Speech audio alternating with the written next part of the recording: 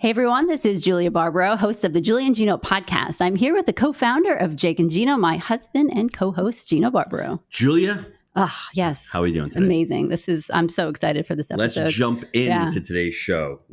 Today, we're welcoming JP Sears to the show. JP's ability to take serious topics in today's culture and turn them into funny clips is a real talent. And his 3 million followers on YouTube agree. I don't know if his mother agrees, but I'm sure his YouTubers agree. His reach has resulted in massive amplification of his message, unapologetically standing for freedom, fun, and encouraging people to free themselves from fear. Welcome to the show, JP Sears.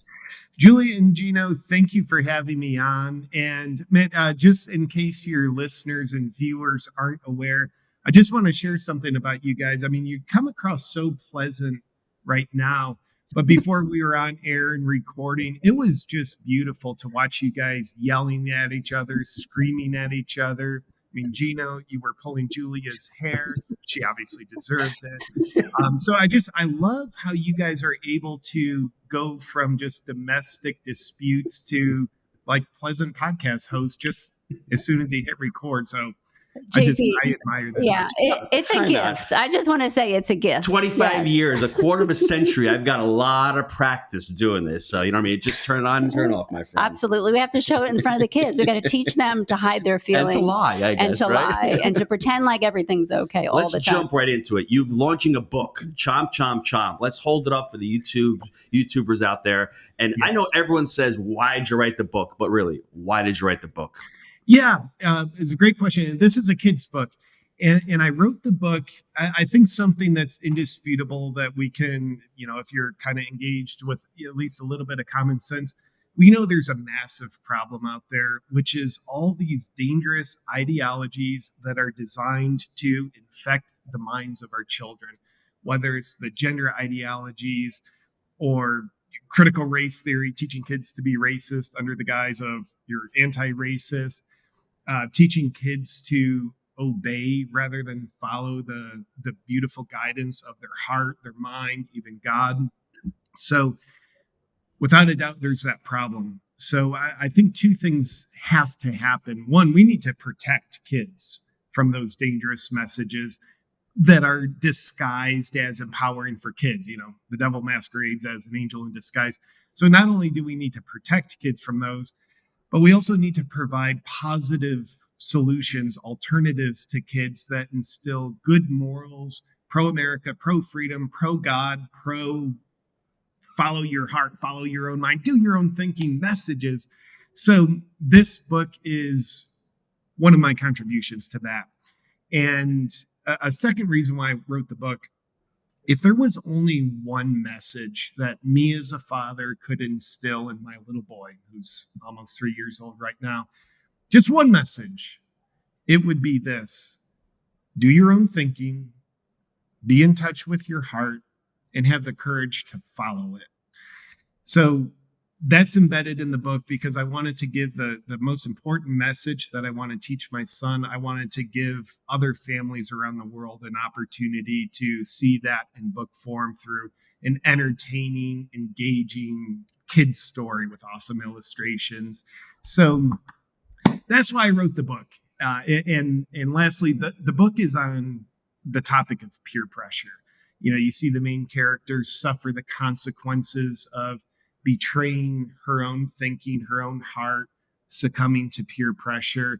And then you also get to see the beautiful consequences of the main character learning to resist peer pressure in the name of being true to herself and what she knows is right. So peer pressure, that became a really important realm for me. And I know a lot of people, wow, peer pressure, that's like a kid's message as old as time itself. But if you look around the past 3 years at adults in this world, we see succumbing to peer pressure left, right, and center. And what it's looked like with adults in our world, obedience. So I don't think anybody's going to have true happiness, a meaningful life, and a sense of purpose if they're succumbing to peer pressure. They're just going with the herd, being obedient.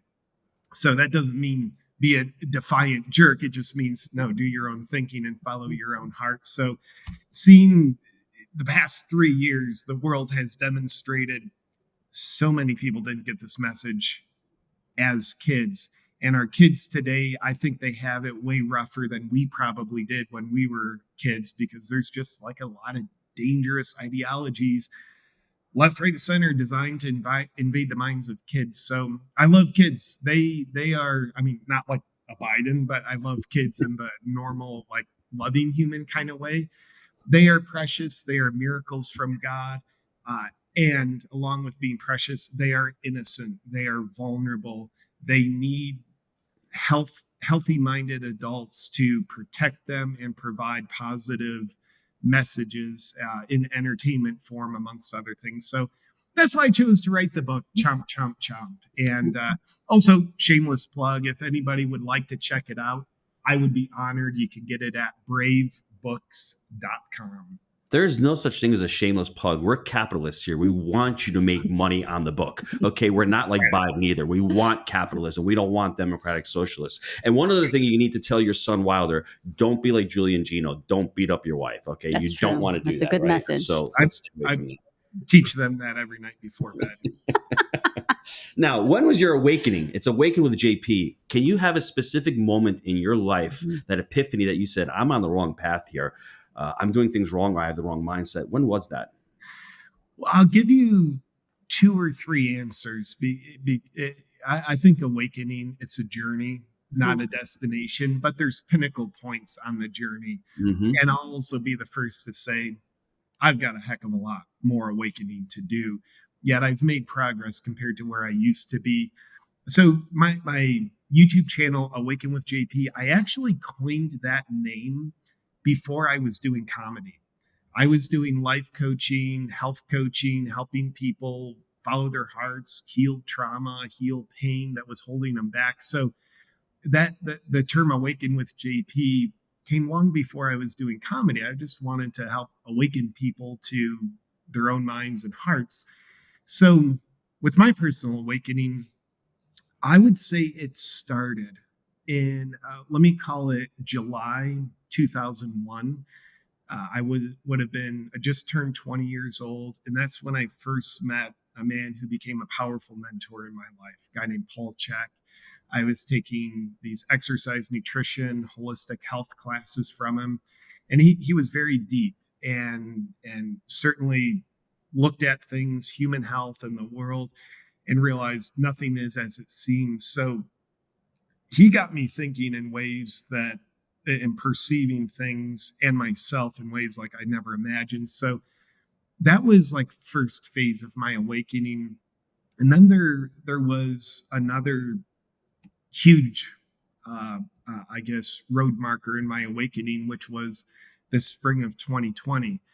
Now, Gino and Julia, I'm not sure if you heard, but we had a pandemic in spring of 2020. We live in Florida. There's no pandemic in Florida. I know. That's why I didn't think you guys would have heard of it. It was really nuts. People were, just living, mostly living. So it was super deadly. No, not to discount. I know some people had challenges with it. But when I started to, after a couple weeks of this thing going on, doing my own thinking from my perspective, I start realizing this pandemic is not about a virus. We're seeing freedoms being eroded. We're seeing censorship. We're seeing tyrannical orders.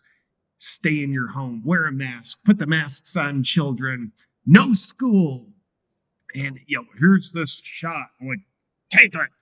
So, I'm realizing this isn't about a virus. I'm seeing these tyrannical patterns, freedoms being eroded. And I know a little bit about history, so I know where these tyrannical patterns will go if we allow them. So that was the first time in my life that I saw, as an American, freedoms getting eroded, the Constitution being treated like toilet paper by the very people who are supposed to be protecting and preserving the Constitution. That woke me up to realize freedom is my number one value. I didn't know that before. because, a fish doesn't know it's swimming in water. And I'm not proud to say it, but it's true. So I'll be honest. Before that, when it comes to the beautiful God-given gift of freedom that America is built to nurture, I was entitled, I was ignorant, and I took freedom for granted. So I woke up and realized the reality of, like, one, freedom is under assault, and two, freedom is not something you take for granted. It's something that you need to actively stand for. So that was a big point in my awakening. And with my professional work, the comedy, the videos, the stand-up, I had never done anything on politics before. I wasn't really into it at all. But freedom became a political issue in the United States of America. The country I thought we lived in is like, both sides agree on freedom. This is the USA. But all of a sudden, freedom became, a value of the right, and the left, particularly the radical left.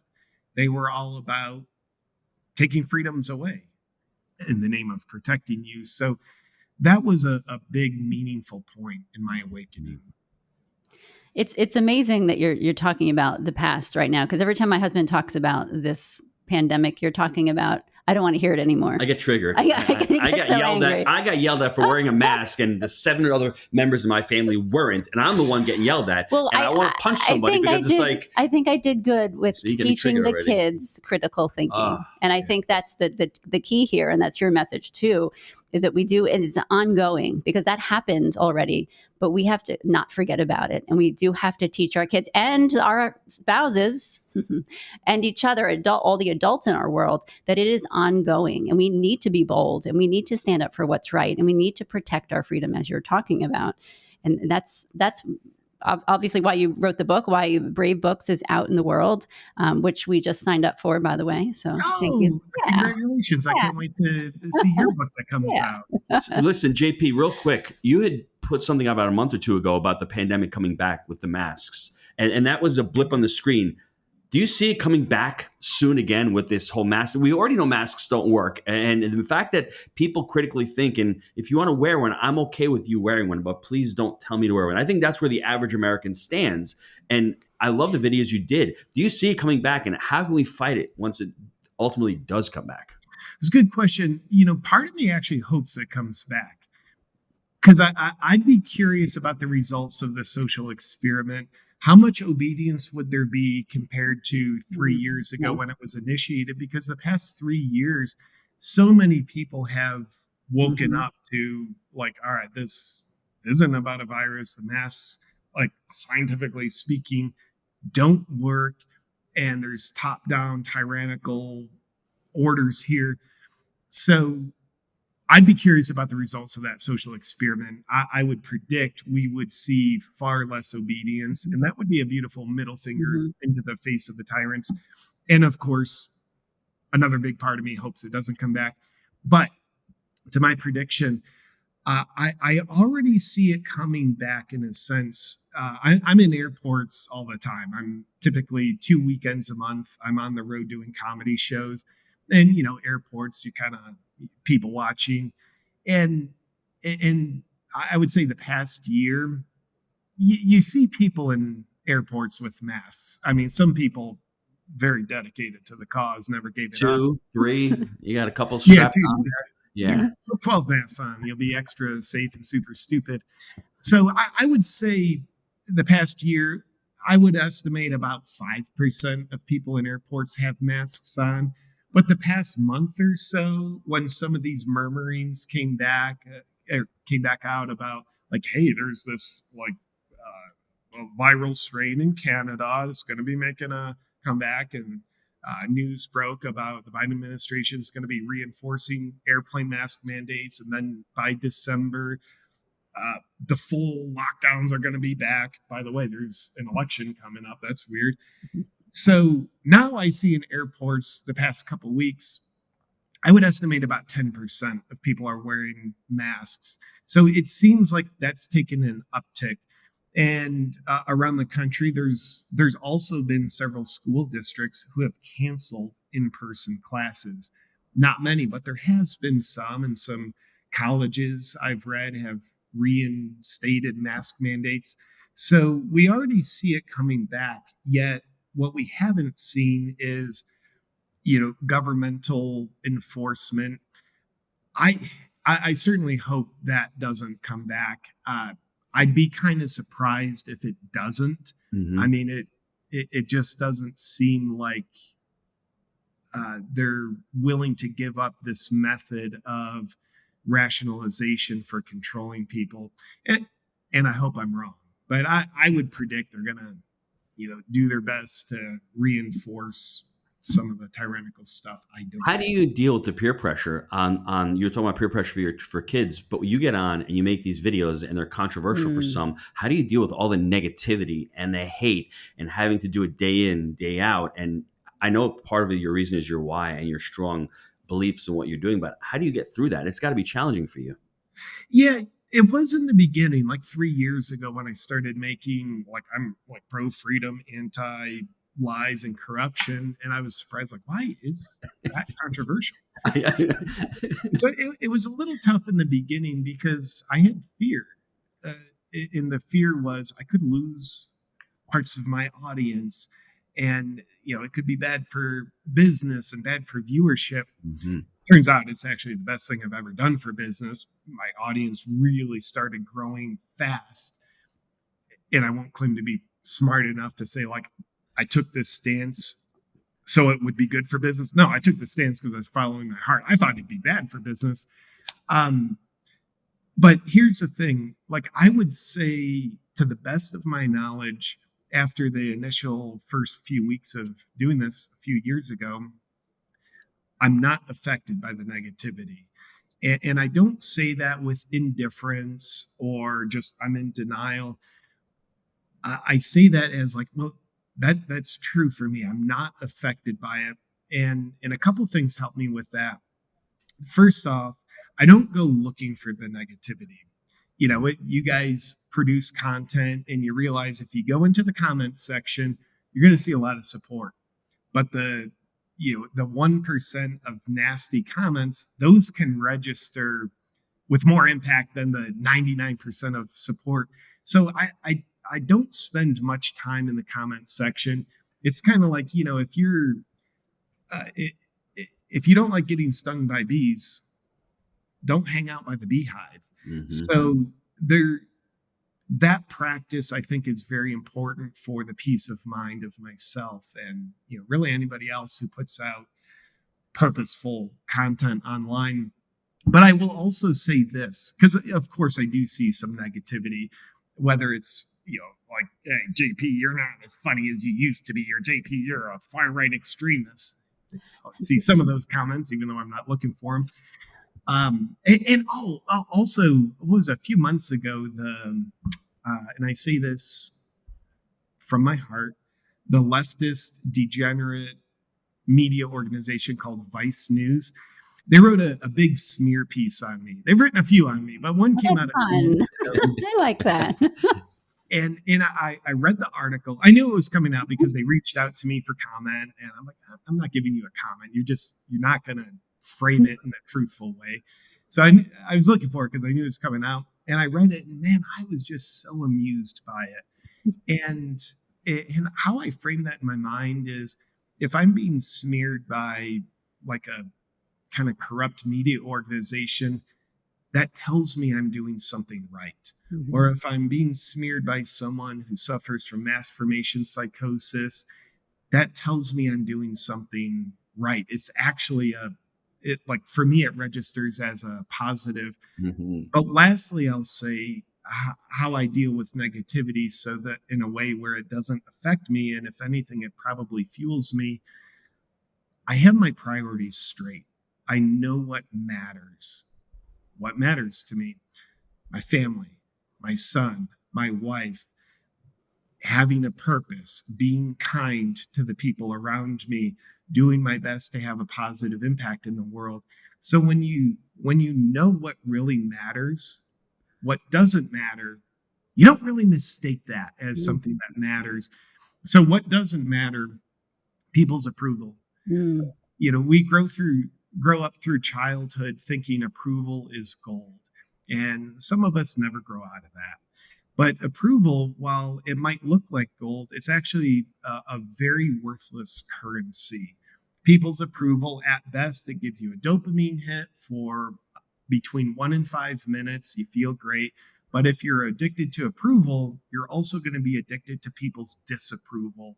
So to the degree that you think people's approval really matters to you, that's how impacted you'll be by negativity. So, I'm 42 years old.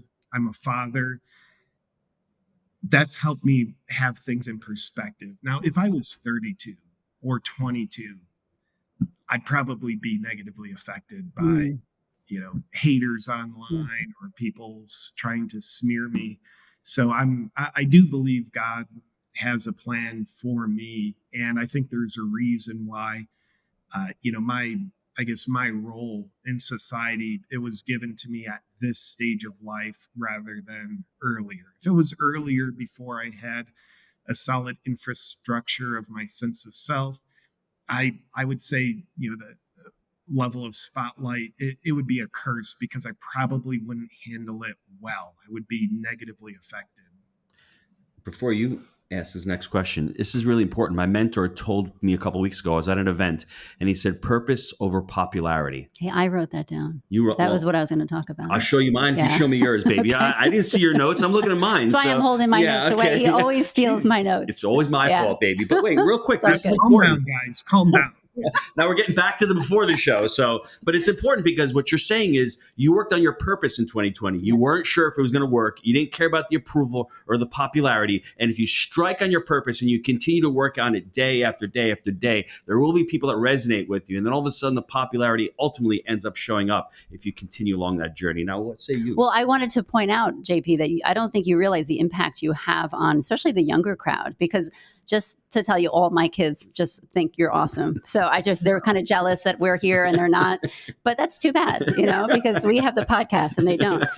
And you are an influence to them because why? Because you're you have courage. You're courageous. You go out there and you speak the truth. And a lot of people have a hard time because they want to be popular and they want to be, they just want to say what's kind to the world and they want to just say what the world wants them to say. But you have the courage to stand up and do something different. And as a parent, we're all parents here. We are the kids' role models. I mean, they are learning directly from us. I don't think we realize sometimes the impact we have on the kids by just being brave and speaking the truth. And so thank you for that.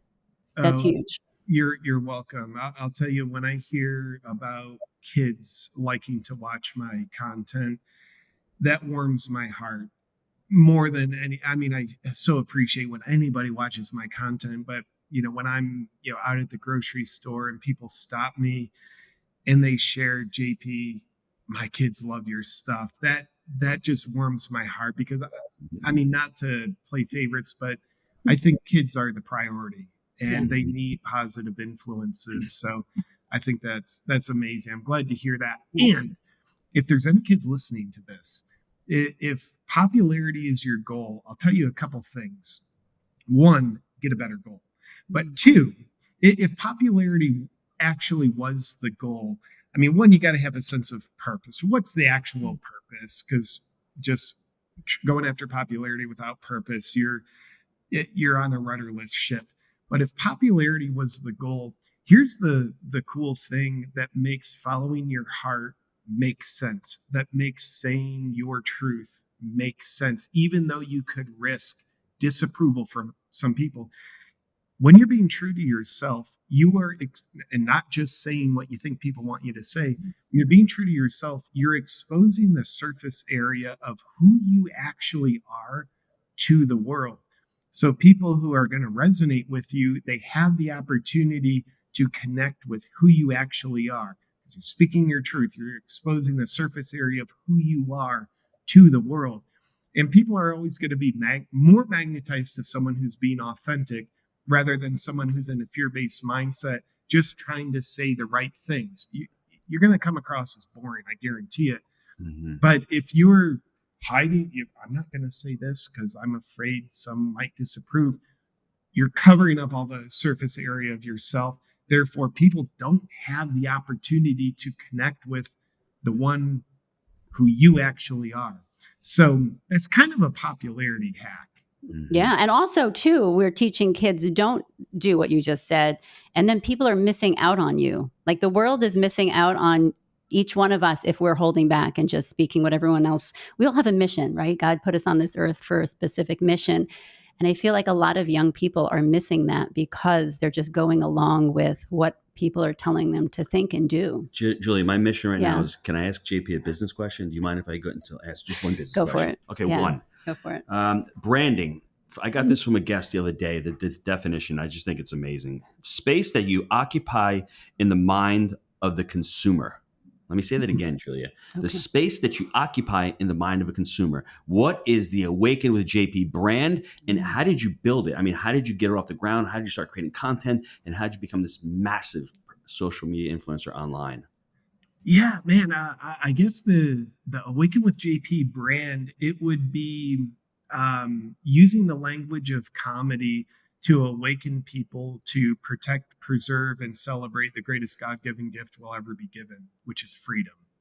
And bam, like that one. Sorry about that. Point underneath that, for that to happen, you got to follow your own critical thinking, follow your heart, and have the courage to do so. But how the brand was formed, I mean, man, it's just been a big happy accident. Those are the best. That wasn't the answer I was looking for. This podcast is a big happy accident. Yours, I thought you'd say, "Oh yeah, I got all these videos. I just had the idea. I got the producer." Big happy. We're all winging it, I guess, in life, right? And figuring it out, right? Yeah. What was it? October 5th, 2014 was when I uploaded my first comedy video. So just barely over 9 years ago. When I uploaded that first one, I thought, this is going to be one stupid comedy video, but it woke something up inside of me. It's like, whoa, there's this creative satisfaction, and also like using my natural sense of humor, actually letting that be expressed in creative ways. That woke something up. So after about a year of occasionally doing comedy videos, that's when I realized, I'm kind of tapped into something very sustainable here. And then how the brand has been built since then, I would say it's been built through a process I call Forrest Gumping my way along, where I don't really have a vision of where I'm going, what I'm trying to build, but I do my best to follow my heart. And I think the way most of our hearts work when we're following that instinct. By the way, I heard a great quote the other day. Follow your instincts. Sometimes your instincts will fail you, but they're the only thing that have ever led you right. So doing my best to follow my heart, follow my instincts. It knows like, okay, here's the next step. You do that. Okay, here's the next step without really knowing where you're going. So I call that Forrest Gumping my way along, because Forrest Gump, he's an archetype, not a guy who was driven by his intellect and like, here's my mental plan. He was literally too stupid to do that. His IQ was low enough, probably still higher than mine. But you just Forrest following his heart, like, hey, Forrest, do you want to join the football team? Okay. He becomes an All-American football player. Forrest, do you want to join the army with you? Okay. Becomes a war hero. Starts a multi-million-dollar business. Has a kid with Jenny, who I think she was less than good to Forrest. I regret that for Forrest. So that's what I've been doing. And the other part of that equation is letting myself get uncomfortable. I think oftentimes our heart, our instincts, even our critical thinking on like, what's the next best step? Where are we going? Usually doesn't lead us deeper into the coffin of our comfort zone. It typically, our purpose, our contributions, therefore the brand that's built to fuel those things, they tend to lead outside of our comfort zone. So like doing things that are uncomfortable to us, we have a sense of inspiration about it, but like, man, that's uncomfortable. Like when I started doing stand-up comedy, I'm like, dude, this is uncomfortable. So embracing the idea that what's uncomfortable to us that has a sense of purpose is usually good for us. What's comfortable for us is usually bad for us. Our minds would tell us the opposite story, but I think form a brand, grow a brand, and fuel your purpose, we've got to make that switch in our mind, frame it. What's uncomfortable is going to be good for us. What's comfortable probably isn't going to be great for us. Yeah, I have a question before you do. I was just going to say, Chris Voss says it best. Awkwardness is an indication of learning. If you're not feeling awkward throughout the journey, then you're just sitting home, eating Cheetos on the couch and making fun of JP's videos and Julian Gino's videos. And that's great for you, but you ain't learning. You're either growing or you're regressing. And at that point, if you're not feeling awkward throughout, you're regressing. That's true. Hit me, baby. You just mentioned home. I really am curious about this. I have two questions. What is it like at home with your family? But the real question I really want to ask is, does your wife think you're funny? No, she definitely doesn't. And I think she, have you heard of like the love languages? Yes. Like we've had Chapman on the podcast you 3 gotta times. Watch he comes on our podcast. He's like 85, the author. You really should watch it. You should watch the show. I'd love to check that out. It's a great book. So yes. You read it. You read the book. I give you credit for that. That's awesome. No, I have the book. I haven't read it. Okay. I didn't either until I had to interview the guy. Before you go, I had to start the podcast, have him on the show for him to read it. To read the book. So don't feel bad. You're getting there. So I love that. So the reason why I bring up love language is, we all feel loved in different ways. Acts of service, physical touch, words of affirmation. We're all going to feel most loved through different avenues. So like love language, I think we all have different humor languages. So my wife happens to have a different humor language than me. I'm pretty satirical, and she doesn't think I'm very funny. And I'm glad, because that helps keep me humble. And I also know, like, hey, if I happen to actually make her laugh, which is rare, I know it was funny. Maybe that's going to be good content. Is she embarrassed by your videos sometimes? Does she watch your videos? Does she see them? Yeah, does she watch them? I hope so. I don't think she watches them all. I have to ask, because my husband just did a video with a pirate outfit on. My kids were so embarrassed. They're like, what the heck, opera. Mom? I'll do anything what for is a Dad sale. doing? And they closed off the phone. They couldn't watch it. So it made me laugh to think about your family at home. They're probably horrified sometimes. Yeah, probably teaching my son to dress up in women's swimsuits, walking through the house, filming videos. But I actually don't know if my wife is ever embarrassed. I can say two things. I hope she is, just kind of like passive aggressive. But one thing I do know is she's very proud of me, very supportive. She knows the mission, she knows the purpose, and she knows like the courage it takes. So whether she thinks they're funny or is embarrassed, she is incredibly supportive and proud of me. Well, just please say thank you from me, because I know what it means to be behind the scenes watching our husbands be out in the world and embarrass. Right now? I really don't. Please don't. Yeah, I'm good. No, it's okay. I sang on the podcast. It was her birthday. I thought it was a cool thing. After the podcast, she hit me. We got to talk about the love languages, because is that a love language for me to embarrass me? I guess it is. Maybe you could write that book, JP, the 5 humor languages. That's actually really good. I'm going to get you in touch with Chapman. Yeah. That is a great. We're making money on the show. That's the first thing I thought about it. Yes. I do have a business brain. Yes. I just want to tell you. Is your wife like my wife? My wife wants you to work less, but then she'll come to you and go, I got this idea. I want you to do this. Oh, wait, you got to work less. I want you to work. Is your wife like that? Because that's what my wife is exactly like. Similar. JP, I want you to work less, but hey, I want to remodel the house. That's going to cost a lot of money. So she basically wants more money, but me to work less. Come on, you got to give us a pass. We have great ideas. Last question before we wrap up the show. Where do you see the Awaken with JP brand in the next 3 to 5 years? As someone who, I do my best to follow my heart in the moment without a clue of where I'm going. By the way, whenever I have an idea of where I'm going or where I want to go, I find God's plan is usually way better. And I think that comes to us through following our hearts.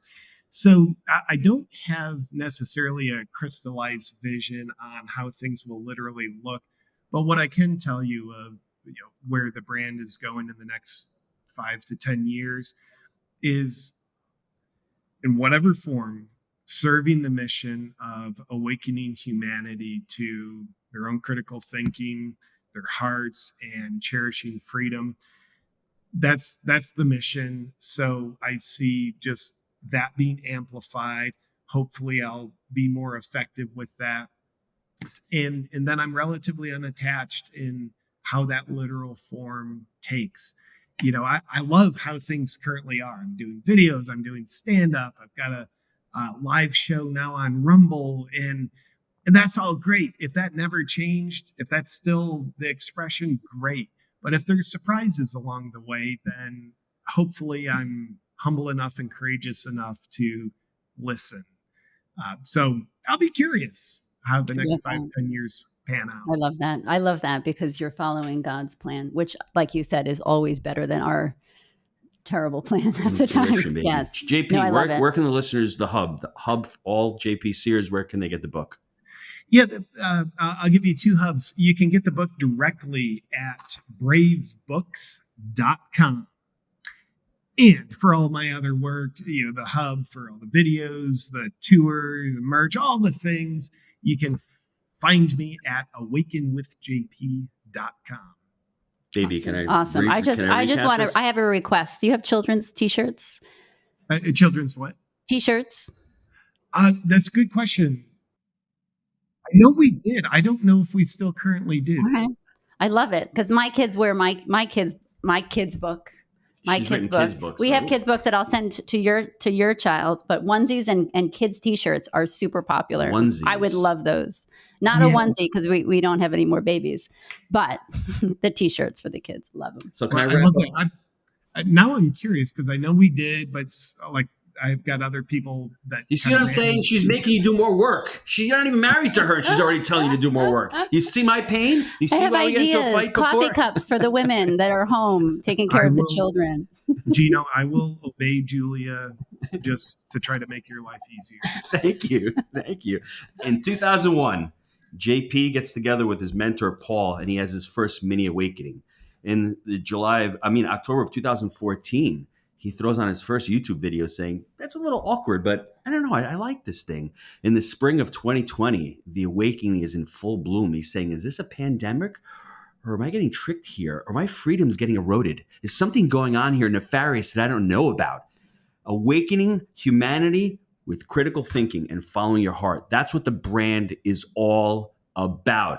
Getting into kids' books, getting into the hearts and minds of children, and also being a role model for us dads. We need strong father figures out there. And to me, that's what JP is. That's what I want. When I go on his channel, I watch his stuff. I'm like, this stuff is great. Chomp, chomp, chomp. Go out, buy the book. We want to thank you for being on. It's an honor and privilege to have you on here. Any final words, JP? I guess any final words, Take us out.